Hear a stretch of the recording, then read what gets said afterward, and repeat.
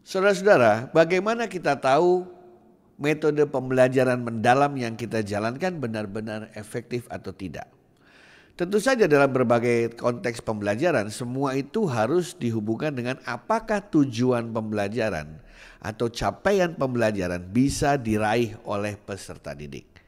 Disitulah kita melakukan yang namanya evaluasi. Evaluasi bisa bersifat formatif maupun bersifat sumatif. Kalau formatif tujuannya adalah untuk melihat efektivitas proses pembelajaran, sementara sumatif kita pakai untuk mengukur apakah proses pembelajaran yang kita lakukan berhasil apa tidak. Saudara-saudara sekalian, ada banyak cara yang bisa dipakai untuk kita melihat apakah pembelajaran mendalam itu sudah benar-benar memenuhi targetnya atau tidak. Atau bagaimana kita mengukur apakah tujuan pembelajaran sudah tercapai atau belum.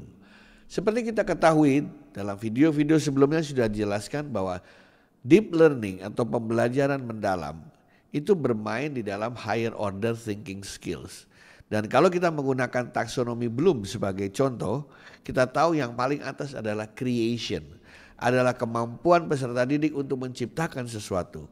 Oleh karena itu ada baiknya jika tujuan pembelajaran dalam konteks deep learning adalah mencapai tingkat seseorang bisa menciptakan sesuatu.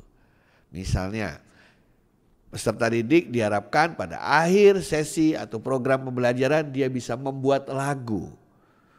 Atau pada akhir pembelajaran mereka bisa membuat film secara kolektif dengan teman-temannya.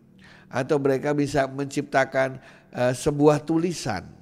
Atau mungkin mereka bisa membuat prototipe. Nah, itu semua adalah tujuan pembelajaran yang bisa mengacu pada konteks pembelajaran mendalam atau deep learning. Sebab kalau tidak maka kita hanya akan berada pada surface learning saja.